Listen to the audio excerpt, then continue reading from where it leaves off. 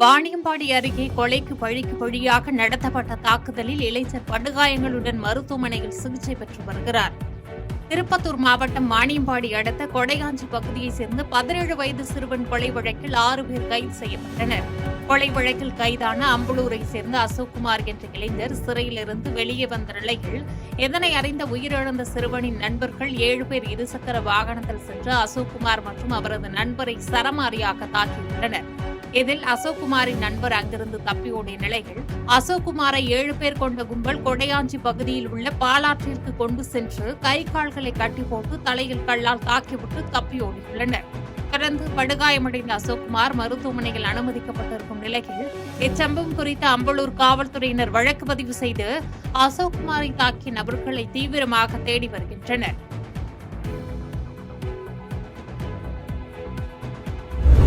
ராணிப்பேட்டை அருகே பள்ளி மாணவி ஜனனி படுகொலை செய்யப்பட்டதற்கு நீதி கேட்டு தூத்துக்குடி மாவட்ட அனைத்து விஸ்வகர்மா சமுதாய சங்கங்களின் கூட்டமைப்பு சார்பாக மாபெரும் கண்டன ஆர்ப்பாட்டம் நடைபெற்றது. ராணிப்பேட்டை மாவட்டம் சோளிங்கர் வட்டம் புலிவளம் கிராமத்தை சேர்ந்த 9ஆம் வகுப்பு படித்து வந்த மாணவி ஜனனியை ஒருதலை பட்சமாக காதலித்து வந்த நபர் கடந்த மே மாதம் 28ஆம் தேதி கொலை செய்தார். இந்த சம்பவத்தில் மாணவி ஜனனியை கொலை செய்த கொலையாளியை ஊர் பொதுமக்கள் பிடித்து காவல்துறையிடம் ஒப்படைத்தனர். ஆனால் காவல்துறையினர் உரிய நடவடிக்கை எடுக்கவில்லை என்ற குற்றச்சாட்டை முன்வைத்து விஸ்வகர்மா சமுதாயத்தினர் தூத்துக்குடியில் பிவிடி சிக்னல் அருகில் அரசின் கவனத்தை ஈர்க்க மாபெரும் கண்டன ஆர்ப்பாட்டம் நடத்தினர். இந்த கண்டன ஆர்ப்பாட்டத்தில் பங்கேற்ற பின்பு செய்தியாளர்களுக்கு பேட்டியளித்த விஸ்வகர்ம குரு ஸ்ரீ பாபுஜி சுவாமிகள் ஜனனியின் படுகொலைக்கு கண்டனம் தெரிவித்தார். மேலும் பள்ளி மாணவியை கொலை செய்த கொலைக்காரனுக்கு உடனடியாக தண்டனை வழங்கி அவரை தூக்கிலிட வேண்டும் என்று கேட்டுக் கொண்டார். அச்சமில்லை உச்சி மீது வான் விழுந்த போதிலும் அச்சமில்லை. அருவாள் அடிக்கிற சமுதாயம், அருவாள் அடிக்கிற சமுதாயம், அந்த அருவாளை நாங்க கையில் எடுக்க மாட்டோம். ஏன்னா நாங்க அப்படி இல்ல. அருவாள் எடுக்கிற மாதிரி நிலைமை வந்துடக்கூடாது. இன்னைக்கு அருவாள் எடுக்கிறவங்களை காவல்துறை கண்டிக்கணும். ஒரு பெண் குழந்தைய இன்னைக்கு 33 இடத்துல கொட்டுறனா அவனை சைக்கோன்னு சொல்றதா, அவனை நலமல பாச்சுன்னு சொல்றனா, இப்படி மனநல பாச்சுன்னு சொன்னா என்ன கேஸ் நிக்குமா? இதெல்லாம் கண்டிக்க வேண்டிய விஷயம். 302 போட்டு அவனை உடனே அதை தூக்கு தண்டனை தர வேண்டும். அதிகபட்ச தண்டனையாக தூக்கு தண்டனை. ஓரணியில் தமிழ்நாடு உறுப்பினர் சேர்க்கை நிகழ்ச்சியின் போது திடீரென மேயருடன் வீடியோ காலில் பேசிய முதலமைச்சர் மு.க. ஸ்டாலின் மக்களுக்கு அரசின் திட்டங்கள் வந்தடைகிறதா என்று குறைகளை கேட்டறிந்து கலந்துரையாடினார். ஓரணியில் தமிழ்நாடு நிகழ்ச்சிக்காக நாகர்கோவில் பெருவிளை பகுதியில் மாவட்ட செயலாளர் மேயர் மகேஷ் தலைமையில் வீடு வீடாக சென்று அரசின் சாதனைகளை எடுத்து கூறி உறுப்பினர் சேர்க்கையில் ஈடுபட்டிருந்தனர். அப்போது மேயர் மகேஷை போனில் தொடர்பு கொண்ட திமுக தலைவரும் முதலமைச்சருமான ஸ்டாலின் மேயர் மகேஷ் மற்றும் வீட்டில் உள்ளவர்களிடம் உரையாடி அரசின் செயல்பாடுகள் எவ்வாறு உள்ளது, மக்கள் நலத்திட்டங்கள் அனைவருக்கும் முறையாக சென்று சேர்க்கிறதா என்று கேட்டறிந்தார். உறுப்பினர் சேர்க்கறதுக்கு உறுப்பினர் சேர்த்துட்டு இருக்கும் போது மேயர் அண்ணாச்சிக்கு ஒரு கால் வந்தது. அது சிஎம் பேசினாங்க. சிஎம் பேசிட்டு எங்களிடம் பேசணும்னு சொல்லி என்னிடமும் என் கணவரிடமும் நல்லா பேசிட்டாங்க. பேசி உங்களை எல்லாத்தையும் பார்க்கணும் வீடியோ காலில் வரேன்னு சொல்லி உடனே சிஎம் வீடியோ காலில் வந்தாங்க. வீடியோவில் வந்து என்னிடம் என் கணவரிடம் மேயரிடம் பேசி எல்லா இடம் பார்த்து நாங்கள் எதிர்பார்க்கவே இல்லை. ரொம்ப சந்தோஷமா இருக்கு. நாங்கள் நேர்லையும் இந்த சிஎம் பார்க்க முடியாது, போன்லயுமே அவங்கள்ட்ட நான் இதுவரையும் நாங்கள் பேசிட்டு இல்லை. இப்போ இன்னைக்கு என் வீட்டில் இருக்கு. நான் மேயரிடம் இந்த அண்ணாச்சி போனை தந்து சிஎம் கிட்ட பேசினது எனக்கு ரொம்ப மறக்கவே முடியாது. சிஎம் பேசி வீடியோ கால்லையும் நாங்கள் நேர்லயே பேசிட்டோம். நான் என் கணவரும் ரொம்ப சகத்தி மகிழ்ச்சியுடன் அடைகிறேன். வாழ்க்கை வளமுடன். திருநின்றவூரில் விசிக பெண் கவுன்சிலர் வெட்டி கொலை செய்யப்பட்ட வழக்கில் கணவர் கைது செய்யப்பட்டுள்ளார். திருவள்ளூர் மாவட்டம் திருநின்றவூர் பெரிய காலனி பகுதியைச் சேர்ந்த ஸ்டீபன் ராஜ் விசிக திருநின்றவூர் நகர செயலாளராக இருந்து வருகிறார். இவரது மனைவி கோமதி 26வது வார்டு விசிக கவுன்சிலராகவும் திருநின்றவூர் நகராட்சி வரி விதிப்பு குழு தலைவராக இருந்து வருகிறார். இருவரும் கடந்த 10 வருடங்களுக்கு முன்பு காதல் திருமணம் செய்து கொண்ட நிலையில் 4 ஆண் குழந்தைகள் உள்ளனர். இந்நிலையில் கவுன்சிலர் கோமதிக்கு ஆண் நண்பர் ஒருவருடன் கடந்த சில மாதங்களாக தொடர்பு இருப்பதாக கூறப்படுகிறது. இதனை கண்டித்த கணவர் ஸ்டீபன் ராஜுக்கும் மனைவி கோமதிக்கும் இடையே அடிக்கடி தகராறு ஏற்பட்டுள்ளது. சம்பவத்தன்று இருவருக்கும் இடையே தகராறு முற்றியதில் தான் மறைத்து வைத்திருந்த கத்தியால் மனைவி கோமதியை சரமாரியாக தலை, முகம், கழுத்து என வெட்டியதில் கோமதி கை துண்டானது. மேலும் அவர் உயிரிழந்த நிலையில் கணவர் திருநின்றவூர் காவல் நிலையத்தில் சரணடைந்தார். இதனைத் தொடர்ந்து அவரை கைது செய்த போலீசார் கோமதியின் உடலை கைப்பற்றி உடற்கூறு ஆய்விற்காக திருவள்ளூர் அரசு மருத்துவமனைக்கு அனுப்பி வைத்து கணவன் ஸ்டீபன் ராஜிடம் கொலைக்கான காரணம் குறித்து தீவிர விசாரணையில் ஈடுபட்டனர்.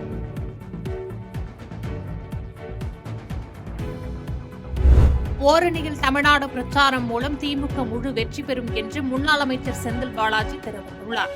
கோவையில் ஓரணியில் தமிழ்நாடு என்ற பிரச்சாரத்தின் மூலம் புதிய உறுப்பினர் சேர்க்கை மற்றும் பிரச்சார பணிகளில் முன்னாள் அமைச்சர் செந்தில் பாலாஜி தீவிரமாக ஈடுபட்டு வருகிறார்.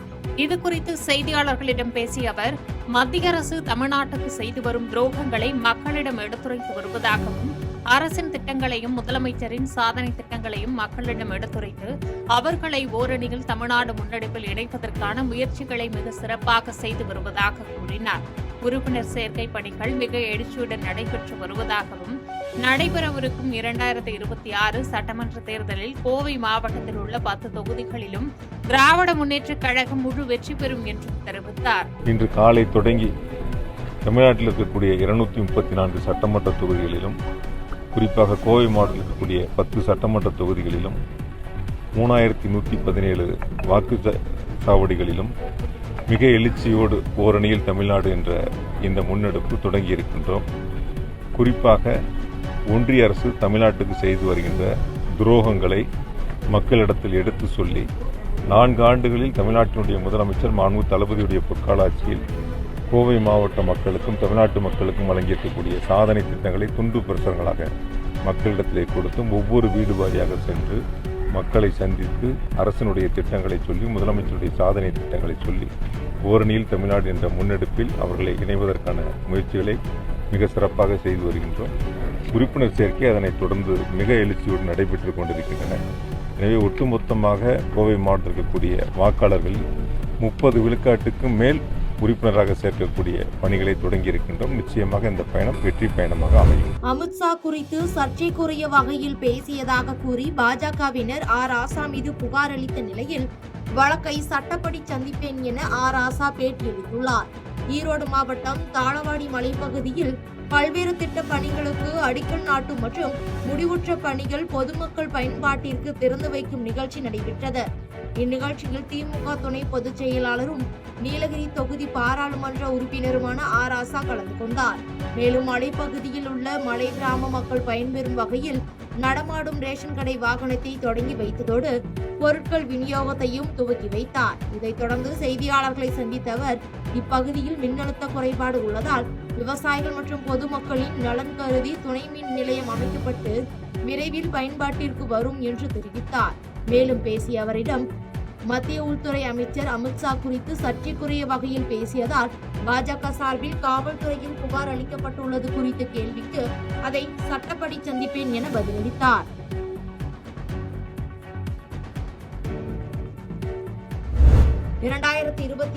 ஆண்டு சட்டமன்ற தேர்தலில் நாம் தோற்கவில்லை, துரோகிகளால் வீழ்த்தப்பட்டோம் என செஞ்சியில் நடைபெற்ற ஆலோசனை கூட்டத்தில் முன்னாள் அமைச்சர் CV சண்முகம் பேசினார். விழுப்புரம் மாவட்டம் செஞ்சியில் உள்ள தனியார் திருமண மண்டபத்தில் அதிமுக ஆலோசனை கூட்டம் அதிமுக மாநிலங்களவை உறுப்பினரும் விழுப்புரம் மாவட்ட கழக செயலாளருமான CV சண்முகம் தலைமையில் நடைபெற்றது. இந்த ஆலோசனை கூட்டத்தில் வருகின்ற ஜூலை 11ஆம் தேதி செஞ்சி சட்டமன்ற தொகுதிக்கு வருகை தரும் அதிமுக பொதுச் செயலாளர் எடப்பாடி K பழனிசாமியை வரவேற்பது குறித்தும் எதிர்வரும் சட்டமன்ற தேர்தலில் எவ்வாறு களப்பணியாற்ற வேண்டும் என ஆலோசனைகளை வழங்கினார். தொடர்ந்து கூட்டத்தில் பேசிய அவர், கடந்த சட்டமன்ற தேர்தலில் அதிமுக தோற்கவில்லை என்றும் மாறாக துரோகிகளால் வீழ்த்தப்பட்டதாக தெரிவித்தார்.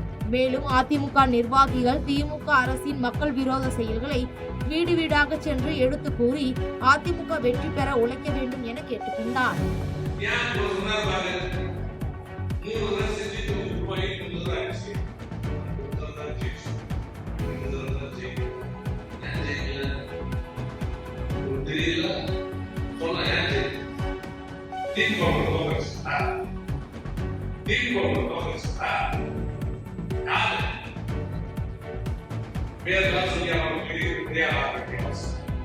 துரோகி நான் என்ன எல்லாரும் வேலை செய்யும், நான் என்ன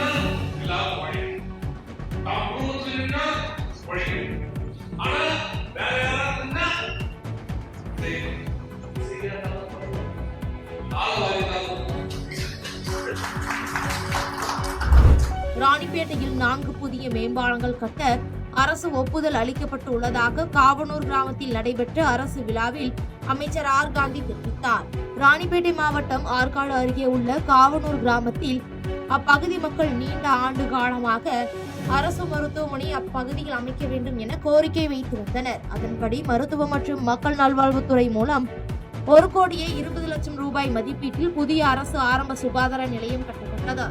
இதனை தமிழ்நாடு முதலமைச்சர் மு.க. ஸ்டாலின் காணொலி காட்சி வாயிலாக திறந்து வைத்தார். அதனைத் தொடர்ந்து மாநில கைத்தறி மற்றும் துணிநூல்துறை அமைச்சர் ஆர் காந்தி, மாவட்ட ஆட்சியர் சந்திரகலா ஆகியோர் குத்துவிளக்கு ஏற்றி மக்கள் பயன்பாட்டுக்கு கொண்டு வந்தனர். தொடர்ந்து விழா நிகழ்ச்சியில் பேசிய அமைச்சர் ஆர் காந்தி, ராணிப்பேட்டை மாவட்டத்தில் பொதுமக்களின் வசதிக்காக 4 புதிய மேம்பாலங்கள் கட்டுவதற்கு அரசிடமிருந்து ஒப்புதல் கிடைக்கப்பெற்றுள்ளது என தெரிவித்தார். மேலும் இந்த நிகழ்ச்சியில் ஆற்காடு சட்டமன்ற உறுப்பினர் ஜே.எல். ஈஸ்வரப்பன் உட்பட பலர் கலந்து கொண்டனர்.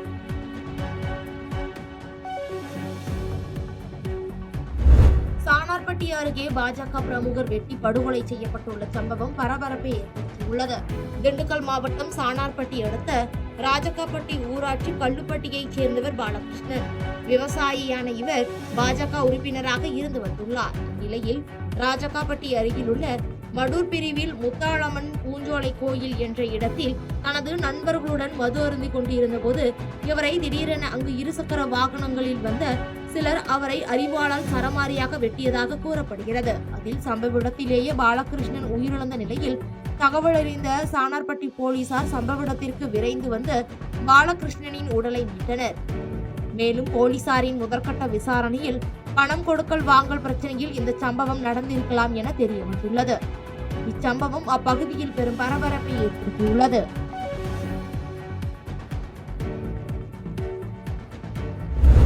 தமிழ்நாட்டில் கஞ்சா சாகுபடி 0% உள்ளது என மக்கள் நல்வாழ்வுத்துறை அமைச்சர் மா. சுப்பிரமணியன் தெரிவித்துள்ளார். சென்னை கிண்டியில் தனது இல்லம் அமைந்துள்ள தொழிலாளர் குடியிருப்பு முதல் தெருவில் சென்னை தெற்கு மாவட்ட செயலாளரும் மக்கள் நல்வாழ்வுத்துறை அமைச்சருமான மா. சுப்பிரமணியன் ஓரணியில் தமிழ்நாடு குறித்து பரப்புரையை மேற்கொண்டார். தொடர்ந்து செய்தியாளர்களை சந்தித்து பேசிய அவர், ஓரணியில் தமிழ்நாடு பிரச்சாரத்தில் நீட் நுழைவுத் தேர்வு உள்ளிட்டவைகளில் இருந்து தமிழ்நாடு மற்றும் தமிழ்நாடு இளைஞர்களின் எதிர்காலம் பாதுகாக்க வேண்டியதின் அவசியம் குறித்து பொதுமக்களிடம் எடுத்துச் சொல்லப்படுகிறது என்றும், தமிழ்நாட்டில் பான்பராக், குட்கா போன்ற போதை வஸ்துகளுக்கு தமிழ்நாட்டில்தான் தொடர்ந்து தடை விதிக்கப்பட்டுள்ளது என்றும், தமிழ்நாட்டில் கஞ்சா சாகுபடி 0% உள்ளது என தெரிவித்தார். மேலும் எதிர்க்கட்சியைச் சேர்ந்தவர்கள் எழுப்பக்கூடிய கேள்விகளுக்கு கூட பதிலளித்து ஓரணியில் தமிழ்நாட்டை நாங்கள் முன்னெடுப்போம் என்று கூறினார். தமிழ்நாட்டில் மட்டும் இல்ல, தமிழ்நாட்டில் தொடர்ச்சியா இந்த பான்பராக்கு, குட்கா இந்த மாதிரியான போதை வஸ்துக்களுக்கு தொடர்ந்து அந்த தடை விதிக்கப்படுவது என்பது தமிழ்நாட்டில் தான். பக்கத்தில் இருக்கிற கர்நாடகாவில் அது இன்னமும் இதில் இருக்கு. நான் சொன்னேன், கஞ்சா கல்டிவேஷன் 0% இருக்குங்கிறத தொடர்ந்து சொல்லி வரோம். யாராவது எங்கேயாவது இருக்குன்னு சொன்னா, நிரூபணம் பண்ணா அதை நடவடிக்கை எடுப்பதற்கு அரசு தயாரா இருக்கு. இந்த மாதிரி போதை வஸ்துக்கள் நடமாட்டத்திலிருந்து இந்த மக்களை மீட்டெடுப்பதற்குரிய நடவடிக்கைகள் பல எடுக்கப்பட்டு கொண்டிருக்கிறது. ஒன்றிய அமைச்சராக இருக்கிறதால அவருக்கு ஒரு தகவல், இந்த ஆண்டு போதை நடமாட்டத்துக்கு, குறிப்பா இந்த போதை வஸ்துக்கள் இருந்து இளைய சமுதாயத்தினரை காத்திருக்கிற மாநிலங்கள் முதல் மாநிலம் தமிழ்நாடு என்று சொல்லி விருது தந்தது 10 நாட்களுக்கு முன்னால். விருது கொடுத்தது ஒன்றிய அரசு. இவர் அங்கம் பெற்றிருக்கிற ஒன்றிய அரசு. பெருமதிப்பிற்குரிய அமைச்சர் முருகன் ஒன்றிய அரசை போய் கேட்டு, சுகாதாரத்துறையை கேட்டு, ஏன் தமிழ்நாட்டுக்கு விருது கொடுத்தீங்கிற காரணத்தை கேட்டு தெரிஞ்சுக்கினா இன்னும் நல்லா இருக்கும். இன்னும் என்னன்னா, தமிழ்நாட்டில் இருக்கிற அனைத்து பள்ளிகளில் வாசல்களில், 2500 கல்லூரி வாசல்களில், ஒரு 1000 கிராமங்களில் இந்த போதை வஸ்துக்கள் விற்பதற்கு இன்றைக்கு முழுமையாக தடை விதிக்கப்பட்டு அப்புறப்படுத்தப்பட்டிருக்கிறது. அவிநாசியில் வரதட்சணை கொடுமையால் தற்கொலை செய்து கொண்ட ரிதன்யாவிற்கு திருமணத்தின் போது கொடுக்கப்பட்ட நகை மற்றும் உயரக கார் தொடர்பான வீடியோ காட்சிகள் வெளியாகியுள்ளது. திருப்பூர் மாவட்டம் அவிநாசியில் கடந்த சில தினங்களுக்கு முன்பு வரதட்சணை கொடுமை, கணவரின் உடல் ரீதியான சித்திரவதையை தாங்க முடியாமல் ரிதன்யா என்ற இளம்பெண் காரில் விஷம் அருந்தி தற்கொலை செய்து கொண்டார். இது தொடர்பாக அவரது கணவர் கவின்குமார், மாமனார் ஈஸ்வரமூர்த்தி ஆகியோரை போலீசார் கைது செய்துள்ளனர். இந்நிலையில் ரிதன்யா திருமணத்தின் பொழுது கொடுக்கப்பட்ட நகைகள் மற்றும் உயர்ரக காரில் அவர் மகிழ்ச்சியாக பயணிக்கும் வீடியோ காட்சிகள் வெளியாகி சோகத்தை ஏற்படுத்தியுள்ளது. அஜித்குமார் கொலை வழக்கின் முக்கிய சாட்சியான சக்தீஸ்வரன் வீட்டிற்கு காவல்துறையினர் பாதுகாப்பு பணியில் ஈடுபடுத்தப்பட்டுள்ளனர். அஜித்குமார் கொலை வழக்கில் சாட்சியங்களுக்கு உரிய பாதுகாப்பு அளிக்க கோரி உயர்நீதிமன்றம் உத்தரவிட்ட நிலையிலும் தனக்கு பாதுகாப்பு வழங்கவில்லை என தமிழக டிஜிபியிடம் கடிதம் அனுப்பிய நிலையில் தற்போது காவல்துறையினர் பாதுகாப்பு பணியில் ஈடுபட்டுள்ளனர். அவருக்கு 24 மணி நேரமும் துப்பாக்கியுடன் ஆயுதப்படை போலீசார் பாதுகாப்பாக நியமிக்கப்பட்டுள்ளனர். மேலும் மடப்புரம் உதவி ஆணையர் அலுவலகத்திலும் அஜித்குமார் இல்லத்திலும் காவல்துறையினர் பாதுகாப்பு பணியில் ஈடுபடுத்தப்பட்டுள்ளனர்.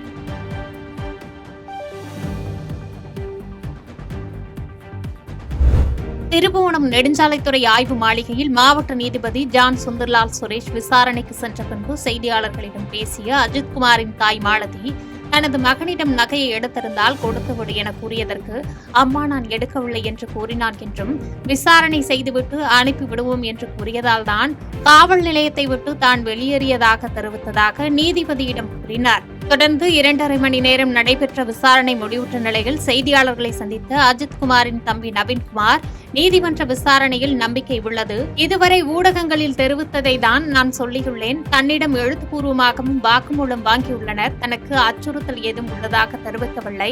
தொடர்ந்து அறநிலைத்துறை அதிகாரியிடம் விசாரணை நடைபெற்று வருவதாகவும் தெரிவித்தார். சார் என்ன நடந்துச்சோ அதை எந்த ஒளிவு மறைவு இல்லாமல் சொல்ல சொன்னாங்க. எல்லாமே சொல்லணும். என்ன ஒன்று விடாம கேட்ட டைமிங்கு டேட்டு எல்லாமே கேட்டார். டீட்டெயிலாக இது வரைக்கும் உங்கள்கிட்ட என்ன நான் சொன்னனோ அதை ஃபுல்லாக ஒன்று விடாமல் எழுதி கொடுத்துருக்கேன். யார் என்னென்ன பண்ணாங்க, எப்படிலாம் தாக்குனாங்க, இந்த டீட்டெயில்ஸ் எல்லாமே கேட்டார். ஒன்று விடாமல் எழுதி கொடுத்துருக்கேன். இது வரைக்கும் உங்களுக்கு என்ன நான் சொன்னேன்னா அது ஃபுல்லாக அங்கே டீட்டெயிலாக சொல்லி இது பண்ணியிருக்கேன். ஒன்றும் பிரச்சனை இல்லை, தைரியமாக இருந்துன்னு சொன்னாங்க. வீடியோ எடுத்தாலும் தெரியல, நான் சொல்ல அவங்க டைப்பிஸ்ட்டை வச்சு ரெடி பண்ணி பாதுகாப்புலாம் அந்த மாதிரி தான் இது பண்ணுறேன். உங்களுக்கு வந்து சிக்கல் இருக்குன்றதெல்லாம் நம்ம முறையிட்டு அதெல்லாம் உங்களுக்கு எவ்வளோ நம்பிக்கை இருக்கா? கண்டிப்பாக நம்பிக்கை இருக்கு. கண்டிப்பாக நம்பிக்கை. 23 மாத கால ஓய்வூதிய பணப்பலன்களை போராடி பெற ஆகஸ்ட் 18ஆம் தேதி அனைத்து பணிமனைகள் முன்பாக காத்திருப்பு போராட்டம் நடத்தவுள்ளதாக சிஐடியு மாநில தலைவர் சவுந்தரராசன் தெரிவித்துள்ளார். திண்டுக்கல்லில் சிஐடியு சார்பாக அரசு போக்குவரத்து ஓய்வூதியர்களின் மாநில அளவிலான கோரிக்கை மாநாடு நடைபெற்றது. இந்த மாநாட்டில் 11 கோரிக்கைகள் தீர்மானங்களாக நிறைவேற்றப்பட்டன. தொடர்ந்து செய்தியாளர்களுக்கு பேட்டியளித்த சிஐடியு மாநில தலைவர் சவுந்தரராசன் கட்டணமில்லா பேருந்துகள் இயக்கும் போது நிதி இழப்பு ஏற்படுவதாகவும் அந்த இழப்பை அரசு ஏற்றுக்கொள்ள வேண்டும், அதை விடுத்து தொழிலாளர்கள் தலையில் நிதி சுமையை ஏற்றுவதாக குற்றம் சாட்டினார். மேலும் கான்ட்ராக்ட், பொதுத்துறை அழிப்பு, தனியார் மயம் ஆகியவற்றை கடைபிடித்து மத்திய பாஜக அரசை கண்டித்து வருகிற ஜூலை 9ஆம் தேதி அகில இந்திய அளவில் வேலைநிறுத்தம் நடத்தப்பட உள்ளதாகவும் அந்த வேலைநிறுத்தத்தில் அரசு போக்குவரத்து தொழிலாளர்கள் பங்கேற்க உள்ளதாகவும் தெரிவித்தார். அதாவது தனியார் மயம் கான்ட்ராக்ட் முறையில வெளி முகமைக்கு அந்த தொழிலை கொடுத்துறது. அரசு அலுவலகங்களே சிலவற்றை அப்படி அவர் செய்வதற்கு முன் வருகிறார். குறிப்பாக மத்திய அரசாங்கம் ரொம்ப மோசமாக அதை பண்ணிட்டு இருக்காங்க. இவங்க ஒரு 2 வருஷத்துக்கு முன்ன வரைக்கும் அந்த மாதிரிலாம் இல்லாமல் இருந்தது. இப்போ ரொம்ப தீவிரமாக உள்ளாட்சி அமைப்புகளில் பண்றாங்க, அரசு அலுவலகங்களில் பண்றாங்க, பொதுத்துறைகளில் பண்றாங்க, மின்சாரத்தில் இங்கே எல்லா இடத்துலையும் பண்றாங்க. இது அதான் சொல்றேன், இது ரொம்ப மோசமான முன்னுதாரணம். இது தொழிலாளர் விரோத நடவடிக்கை, பொதுத்துறை விரோத நடவடிக்கை. பொதுத்துறைகளை நீங்க அழிச்சிட்டீங்கன்னா இந்தியாவினுடைய பலமும் வலுவும் இறையாண்மையுமே கேள்விக்குறியாயிருக்கு. இப்ப நீங்க போக்குவரத்து தனியார் மயப்படுறது, தனியார் மயமாகுதுன்னு வச்சுங்க, என்ன ஆகும்? தனியார் மயமாச்சுன்னா ஒண்ணு, இன்னைக்கு மாணவர்களுக்கு கொடுக்குற அந்த இலவசம் போயிடும், பெண்களுக்கு கொடுக்கக்கூடிய இலவச பயணம் போயிடும், ஊனமுற்றோருக்கு கொடுக்குற இலவச பயணம் போயிடும், வரிசை எப்படி எல்லாம் போயிடும். எல்லாத்துக்கும் மேல தனியார்கிட்ட வேலைக்கு எடுத்தாங்கன்னா இடஒதுக்கீடு இருக்குமாங்க? நான் இடஒதுக்கீட்டுக்காக மட்டுமே இருக்கிற அரசுன்னு பேசுற அரசு, சமூக நீதியை பத்தி பேசுற அரசு. நீங்க தனியார்கிட்ட கூட கான்ட்ராக்ட்ல இடஒதுக்கீடு இருக்கா? ஒண்ணும் கிடையாது. அதனால இடஒதுக்கீடு போன்ற சமூக நீதி உட்பட அமுலாக வேண்டும் என்றால் பொதுத்துறையில் தான் அது சாத்தியம். இப்ப இடஒதுக்கீடு என்கிற கொள்கைகளை தனியார் மயப்படுத்துவதன் மூலமாக கெடுத்து கொண்டிருக்கிறார். அதை கைவிட்டு கொண்டு இன்னெஃபெக்ட் கைவிடுறாங்கன்னு அர்த்தம். அது இதெல்லாம் ஏற்கத்தக்கதே அல்ல. இது சிஐடியு இதுல எந்த விதத்திலையும் ஏற்காது. அது எதிர்த்த போராட்டத்தை நாங்க முன்னெடுப்போம். தருமபுரி ஆட்சியர் அலுவலகம் முன்பு பட்டதாரி இளம்பெண் கையில் விஷத்துடன் வந்து தர்ணாவில் ஈடுபட்டது பரபரப்பை ஏற்படுத்தியது. தருமபுரி அடுத்த மாட்லாம்பட்டி அருகே பெரியபுத்தூர் கிராமத்தைச் சேர்ந்த இளம்பெண் அனிதா தேவியும், மாரவாடி அருகே காமராஜ் பகுதியைச் சேர்ந்த நவீன்குமார் என்ற இளைஞரும் காதலித்துக் கொண்டுள்ளனர். மேலும் இருவரும் தனிமையில் அடிக்கடி இருந்து வந்ததாகவும் கூறப்படுகிறது. கடந்த 3 மாதங்களாக நவீன்குமார் அனிதா தேவியிடம் பேசுவதை நிறுத்தியுள்ளார். மேலும் தன்னை திருமணம் செய்து கொள்ள மறுப்பதாக கூறி பாலக்கோடு மகளிர் காவல் நிலையத்தில் அனிதா தேவி புகார் அளித்துள்ளார். இதற்கு காவல்துறை நடவடிக்கை எடுக்காமல் இருந்து வந்த நிலையில் நவீன்குமாரின் பெற்றோர்களிடம் முறையிட்ட அனிதா தேவியை அடித்து துன்புறுத்தியதாக கூறப்படுகிறது. இதனால் மனவிரக்தியில் இருந்த அனிதா தேவி கையில் விஷத்துடன் தருமபுரி மாவட்ட ஆட்சியர் அலுவலகம் முன்பு விஷம் குடித்து தற்கொலை செய்து கொள்வதாக தெரிவித்து தர்ணாவில் ஈடுபட்டார். அப்போது பாதுகாப்பு பணியில் இருந்த காவலர்கள் கையில் வைத்திருந்த விஷபாட்டிலை கைப்பற்றியதோடு உரிய முறையில் விசாரித்து நடவடிக்கை எடுப்பதாக உறுதியளித்தனர்.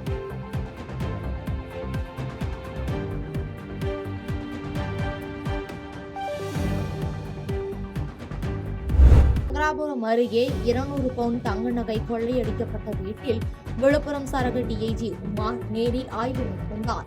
கள்ளக்குறிச்சி மாவட்டம் சங்கராபுரம் அருகே உள்ள கடுவனூர் கிராமத்தைச் சேர்ந்த கேசவவர்மன் என்பவரது வீட்டில் 200 பவுண்ட் தங்க நகைகளை முகமூடி அணிந்து வந்த 5 மர்ம நபர்கள் வீட்டில் இருந்த அவரது தாய் மற்றும் தந்தை ஆகியோரை மிரட்டி 200 பவுண்ட் தங்க நகைகளை கொள்ளையடித்து சென்றனர்.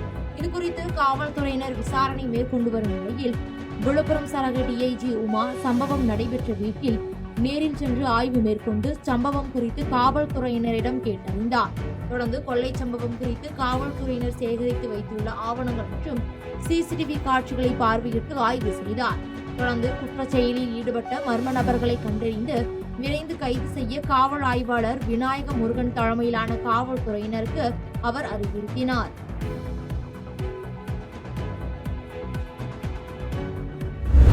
ராமநாதபுரத்தில் காணொலி காட்சி வாயிலாக நகர்ப்புற ஆரம்ப சுகாதார நிலையம் மற்றும் நகர்ப்புற நலவாழ்வு மையத்தை தமிழக முதலமைச்சர் மு.க. ஸ்டாலின் திறந்து வைத்தார். ராமநாதபுரம் மாவட்டம் பாத்திமா நகரில் உள்ள நகர்ப்புற ஆரம்ப சுகாதார நிலையம் 1.20 கோடி ரூபாய் மதிப்பீட்டிலும், ராமேஸ்வரம் நடராஜபுரத்தில் நகர்ப்புற நலவாழ்வு மையம் 25 லட்சம் ரூபாய் மதிப்பீட்டிலும் தமிழக முதலமைச்சர் மு.க. ஸ்டாலின் மக்கள் பயன்பாட்டிற்காக காணொலி காட்சி வாயிலாக திறந்து வைத்தார். இந்நிகழ்ச்சியின் முன்னதாக ராமநாதபுரம் மாவட்ட ஆட்சியர் சிம்ரன்ஜித் சிங் காலோன் மற்றும் ராமநாதபுரம் சட்டமன்ற உறுப்பினர் காதர் பாட்ஷா முத்துராமலிங்கம் ஆகியோர் கலந்து கொண்டு சிறப்பித்ததோடு குத்துவிளக்கு ஏற்றியும் மகிழ்ந்தனர். இந்நிகழ்ச்சியில் அரசு அதிகாரிகள், பொதுமக்கள் உள்ளிட்ட பலர் கலந்து கொண்டனர்.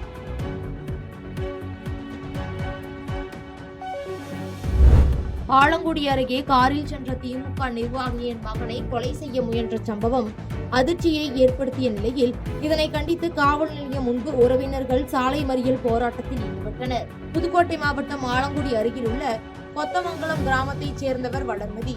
இவர் தெற்கு மாவட்ட திமுக வழக்கறிஞர் அணியின் செயலாளராக உள்ள நிலையில் இவரது மகன் வெங்கட் சீரமங்கலத்தில் மருத்துவராக பணியாற்றி வரும் தனது மனைவி பொற்கொடியை அழைத்து வருவதற்காக காரில் சென்றுள்ளார்.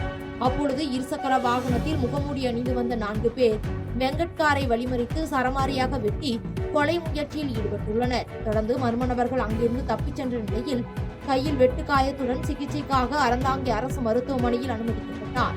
இந்நிலையில் இந்த சம்பவத்தை கண்டித்து வெங்கட்டின் உறவினர்களும் திமுகவினரும் கீரமங்கலம் காவல் நிலையம் முன்பு மறியல் போராட்டத்தில் ஈடுபட்டதால் பரபரப்பு ஏற்பட்டது. அதனைத் தொடர்ந்து அங்கு வந்த காவல்துறையினர் உரிய விசாரணை மேற்கொண்டு தப்பியோடிய குற்றவாளிகளை கைது செய்வதாக வாக்குறுதி அளித்ததன் அடிப்படையில் அவர்கள் போராட்டத்தை கைவிட்டனர்.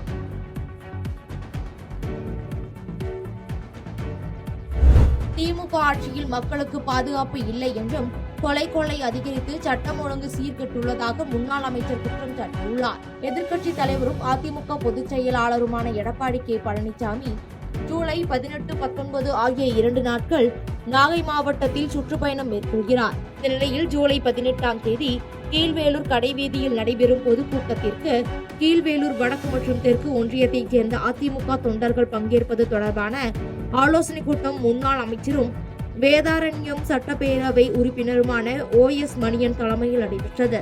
கூட்டத்தில் ஒவ்வொரு ஊராட்சிகளில் இருந்தும் அதிமுக நிர்வாகிகள், தொண்டர்கள் என திரளானோர் கூட்டத்தில் பங்கேற்க வேண்டும் என அறிவுறுத்திய முன்னாள் அமைச்சர் OS மணியன், திமுக ஆட்சியில் சட்டம் பாதுகாப்பு இல்லை என்றும் கொள்ளை அதிகரித்து சட்டம் ஒழுங்கு சீர்கெட்டுள்ளதாக குற்றம் சாட்டினார்.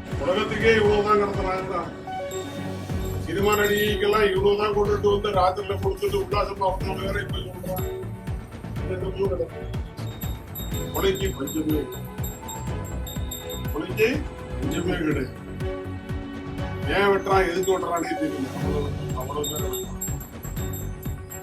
சட்டம் ஒழுங்கு இது போல சீர்கெட்ட நிலைமை என்பது எங்கேயுமே இல்லை. செய்திகளை உடனுக்குடன் தெரிந்து கொள்ள கீழ்கண்ட கேபிள் மற்றும் டிடிஎச் நெட்வொர்க்குகளில் எம்நாடு செய்தி தொலைக்காட்சியை காணுங்கள். பாதகம் செய்பவரை கண்டால் நாம் பயம் கொள்ளலாகாது பாப்பா. மோதி மிதித்துவிடு பாப்பா, அவர் முகத்தில் உமிழ்ந்து விடு பாப்பா. அண்மை செய்திகளை உடனுக்குடன் தெரிந்து கொள்ள இணைந்திருங்கள் எம்நாடு தொலைக்காட்சியுடன்.